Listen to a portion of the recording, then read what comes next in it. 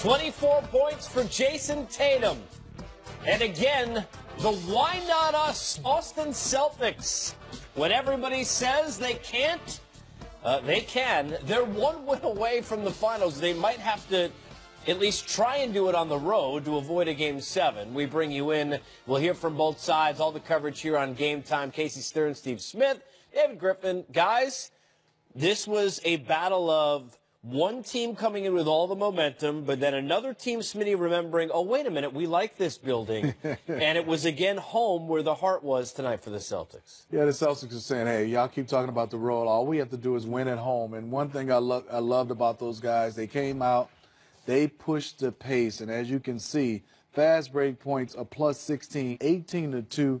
I thought the Cleveland Cavaliers looked sluggish, Griff and Casey, and I thought LeBron James looked a little tired tonight, and you can tell they took advantage of that. Yeah, hands on the knees. We saw heavy breathing, asked to come out not once but twice. You know, you don't know if anything's wrong, but does anything have to be? I mean, he's carried such a load. We're talking about a guy in his 15th year, playing all those minutes, and I know how much time, Griffin, you know more than anybody, he puts into his body, but still, he is human. Yeah, and he's 33 years old and human as well, and I think at times like these, you start to see without the extra days off where he can really get fresh. He is carrying an enormous burden. I think it showed tonight at several points in the game. You know, remember, he's been going through this whole playoff run without a second primary ball handler to get them shots. You know, George Hill has been in and out with injury. He's not a guy who's really going to go create shots. So he's really been trying to do this as the only facilitating offensive weapon, and it obviously showed tonight. But Boston's the reason why. Look at the number of big athletic wings that they can throw at him. None of them can stop them by himself, but in attrition, they're going to wear him down over time. If you thought Boston was going to absolutely take Cleveland to the woodshed while shooting 36.5%, you win tonight. Right. Because I certainly didn't see that coming. When the trade was made, and we were sitting here, all of us, talking about how they got younger, they got more athletic. Still, for most of the night, it was Kyle, who's certainly running around plenty, but Jeff Green was on the floor, George Hill was on. There was age, seemingly, Smitty, in most of the spots, and you watch Jaylen Brown and Tatum and Rozier get the balls first, get down the court first, and it was a problem throughout the course of the night. Yeah, it is, and I think also, you know, Griff pointed out, we were looking at the stat sheet, the turnovers from the Cavs. When you're on the road and obviously playing against a young team, you don't want to turn it over. You want them to have to run their offense, and obviously for them, just don't give them easy buckets. I think for the Cavs right now is you got to look at how, and I think T. Lue is searching on who can I trust. Right. I know I'm going to trust my older guys because I've been there, but who is one of those young guys that come in and can consistently play? I thought Clarkson and also Larry Nance played better, but can he really count on a lot of these young guys?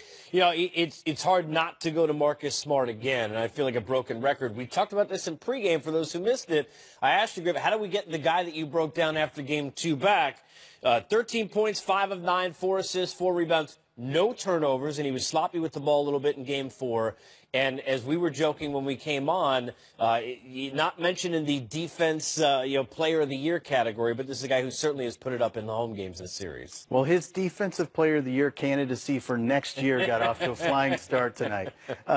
No, I think Marcus is a guy who has a chip on his shoulder with that. There's no doubt in my mind that he knew he wasn't on an all-defensive team, and I think he probably has some pride about that. He was terrific tonight. He typically is terrific defensively, but I think the bigger issue is none of the Cavs really rose to that level of urgency tonight, so it gave Marcus an even bigger advantage. Ordinarily, he's going to be playing harder than you are, even if you do rise to the occasion, but tonight I didn't see any of the role-playing Cavs really come along for the ride in that regard. And to the point you made earlier, Casey, about the athleticism, if you're going to get younger and more athletic, it's times like these, you got to try it.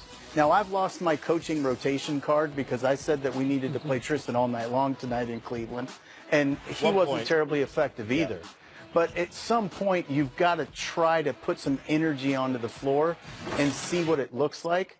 And unfortunately, again, Marcus Smart and many other Celtics, if you list them all on A through Z energy level, Many Celtics are at the top of that list. And Cedi Osman is one of these guys who we saw a lot of times during the year, maybe not a household name, a lot of energy. You know, Hood came in late, was 2 or 3. I understand what's gone on with him, but somewhere you got to get it. And we need to get to the elephant in the room, and that is the fact that Kyle Korver has got to start. J.R. Smith in this game was not good. I mean, you could argue he was the worst player on the floor on either team tonight. Well, I think for me is, it's not so much of whether Kyle starts or not, Casey. I just think Kyle has to be on the floor a little bit more because he creates some offense, not off the bounce, just off him running off curls. Here's Ty Lue after the loss. Front row, Dave. David McMenamin, ESPN. Ty, you guys had a 9-0 run. I think they cut it to 12 in the fourth quarter and then had 4 empty possessions in a row. Was that just missed shots on your part, or going back on it, did you feel like Boston did something to throw you off your game in that moment? I mean, in that position, in that moment, we're probably playing pretty desperate. But, defensively holding his team at 36% from the field, was a good job, and we gave up a lot of stuff, like, their speed and their quickness in transition. We didn't get back to low to Jaylen Brown. He got to the free throw line a bunch of times. Terry Rozier, Jason Tatum, we didn't get back, show a crowd. They was able to get to the free throw line. So we had, a lot of mistakes that we could have cleaned up. But, overall, they scored 96 points and shoot 36%. We got to be able to score the basketball. Joe. Joe Varden, Cleveland.com. Ty, we had this a little bit in the first round when it was tied at 3. But now you're facing elimination. And so LeBron's final streak is on the line. There's going to be talk about, is this his last game in Cleveland? I'm wondering, from a bigger picture perspective, if that pressure for those two things has weighed on the guys at all, and if it has or if it hasn't, how they've dealt with it. No, I don't think so. I think our focus, LeBron's focus, is to win, and that's all we're focused on right now. Anything else doesn't matter right now. So we got to be ready to play Game 6. That's all we're worried about. WEI.com, CLNS Media, Joseph Pavone. Coach, what makes the Celtics so difficult in this arena? What do they do differently tonight that you did see in Games 3 and 4? Well, if you watch the first 4 games, I think both home teams shoot the ball a lot better. I think on their home floor, they're comfortable. The crowd is great, just like our crowd is great. So they did a good job protecting our home court in Game 5. Now we got to be ready to go Game 6. Back down front, Jason. 2 real quick. You played a lot of road games. You've won a lot of big games on the road. Are you surprised that these guys have struggled as badly as they have in this series, in this building? I'm surprised we haven't played well, yes. I thought tonight we got a lot of open shots that we didn't capitalize on. Then I thought we had a chance to get some easy baskets in transition that we didn't capitalize on. We turned the basketball over, and they was able to get out and get something after we turned it over. So I just didn't think we played well tonight at all. The rotation seemed a little jumbled. Kyle didn't play in the first quarter, and Kevin and LeBron on the bench to start the fourth. Did something get out of whack for you, or is that the way you wanted it to go? Well, initially he's been putting Olajay in, so that's been kind of Kyle's matchup when he comes in the game. But he didn't play him tonight, so, it kind of, threw us for a loop. But we got Braun out with 2.5 minutes, and at the start of the fourth he wasn't ready to go. So, same thing happened game, I think 1 or 2, I can't remember. Left side, standing.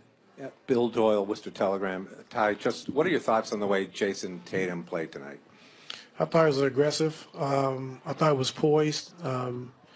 He had scoring opportunities early. He took advantage of, and I thought, even though he was scoring the basketball, he didn't try to rush or he didn't press. He just, played within the game, took his shots when they were there, and he played like a veteran tonight. Didn't try to force anything, and just took what the defense gave him. Stay on the left side.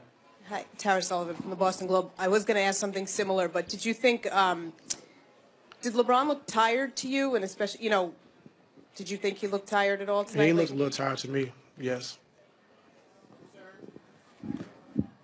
No concerns. You got to be ready to play now. No concerns. Down front, right. Bob Schramm, the Citizen. Along the same lines type. When you were looking at the group, could you get a sense that they were not going to be able to match Boston's intensity? No, I didn't. I thought coming off the 2 home games that we had, and we played well. I thought our physicality was great. Defensively, we were good, and offensively, we moved around, we moved bodies, and we made shots. And tonight, I thought defensively we were okay, but offensively we just couldn't make shots, and we didn't make the right play. Jared Weiss, The Athletic. How did you feel that Bain starting and them going big for a lot of this game affected you guys, especially considering they had a huge advantage with the offensive rebounding rate? I think considering what happened in Game 3 and 4 when Tristan was, great on the glass and finishing around the basket, to start Baines, with a bigger body, going bigger with him and Horford was pretty good. So Morris came off the bench and had a good game, so it was the right move. Front row, fourth seat. Jason. I think we've asked you variations of this throughout the regular season, but do you know what you're going to get from this team night to night, or is it throwing a dart? What kind of question is that? Well, because you guys played really well at home. You won 3 and 4. You just said it. You thought that you'd come out. So do you know night to night what to expect from this team? I mean, we didn't play well. I didn't expect this. I thought we would play better. But we didn't. We didn't play well, so now we got to go home, win Game 6, and come back here for Game 7. All the way over to the left. Marla. In my quick addition, I think you only got 10 points out of your other 3 starters. Are they concentrating so much on defense that's taken away from their offense? I think JR is working extremely hard, guarding Tatum, guarding Brown. I think G Hill's doing a good job of trying to guard Rozier, being physical. But when we're playing fast, we're playing with pace and taking care of the basketball, those guys benefit. And we didn't do that tonight. We really didn't move bodies. We kind of, stationary a little bit. So just got to look at the tape, and we got to be better, which I know we will Game 6, going back home. But, we just gotta show some grit, some toughness mentally and physically, being tougher. So we'll see what happens Game 6. All right, just going to wrap it up for Coach. Thanks. That's it? Good.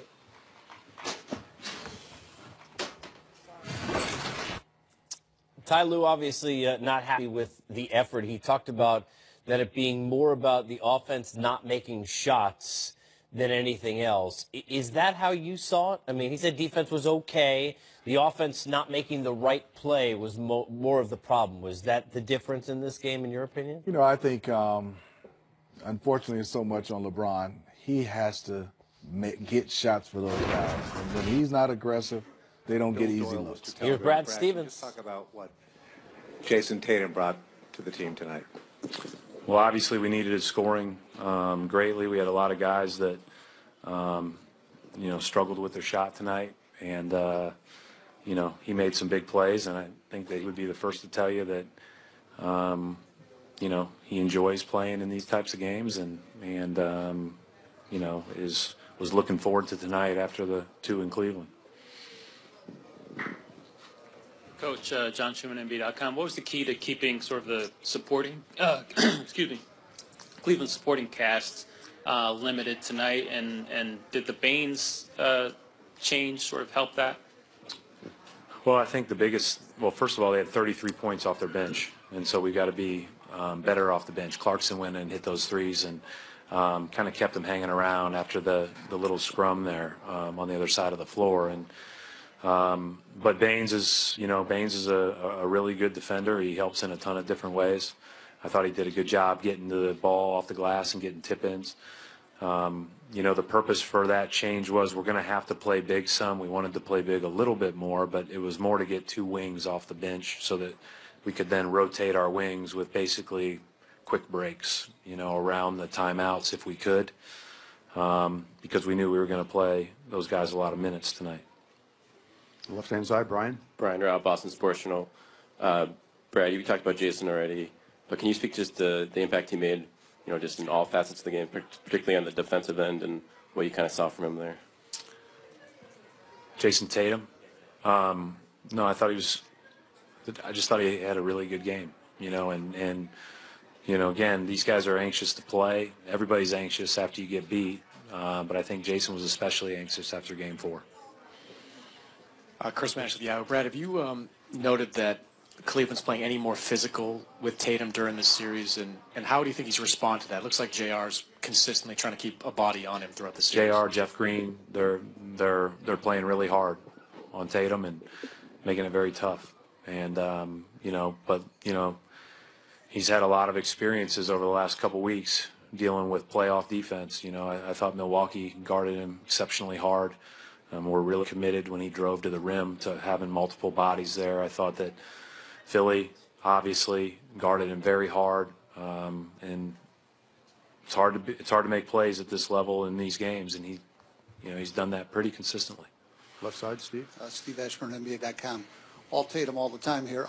They often say of rookies, by this time of year, they're not a rookie anymore because of the long season. Your injuries and the fact you've gone this deep, has that sort of accelerated Jason's development beyond even just an 82-game season? Yeah, I think that we misuse the word development sometimes. I think we're in the business of enhancement.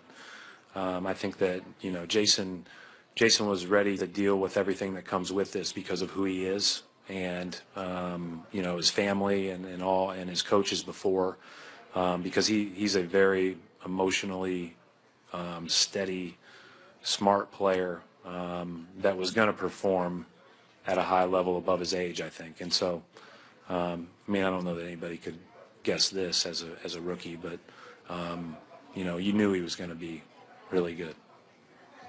Coach, Mark D'Amico, Celtics.com. You talk all the time about being in the offense's airspace and when you guys are on offense, cutting with a purpose.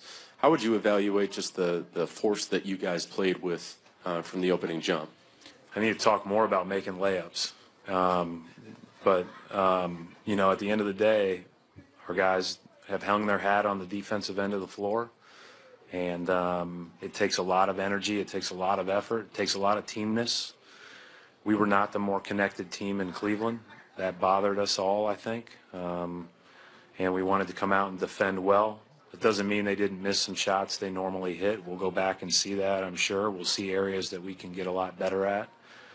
But, they keep putting us in those tough positions. And LeBron just keeps putting us in those tough positions with those picks. And just have to play as hard as you can.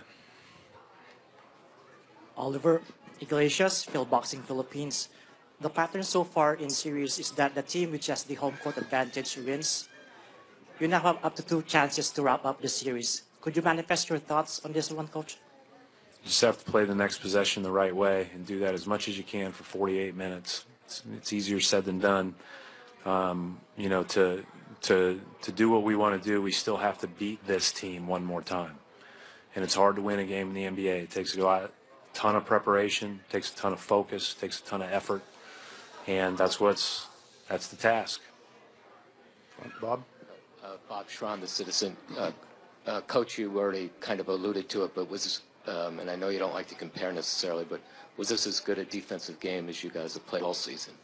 I'll have to go back and watch. I don't know, Bob, if it was as good or if my rose-colored glasses are telling me it's good. Maybe we'll go back and watch and say it wasn't as good as as before, but they missed shots. I don't know. But I felt like our purpose and our, again, we were covering for one another. We didn't get our heads down when LeBron and Love hit those first 3 threes. We just kept playing. And, we tried to do it as hard as we could. Clevis Murray of The Athletic. Ty Lue said that Semi Ojeleye not playing threw the team in a loop. Just curious what you've seen matchup-wise not to play him. We believe in Semi, and we think that he's a big, huge part of our team, and it would not be a shock if he plays a ton for us in Game 6. Brad, over here on the right, Paul Flannery. You guys shot 36% tonight, I think, and Terry struggled to get into a flow. What do you guys have to do to be able to unlock him? Is he playing too fast? Is it what can you guys do to unlock him a little bit? Law of averages play themselves out eventually, and so play aggressive, have fun. Thank you, Coach. Thank you.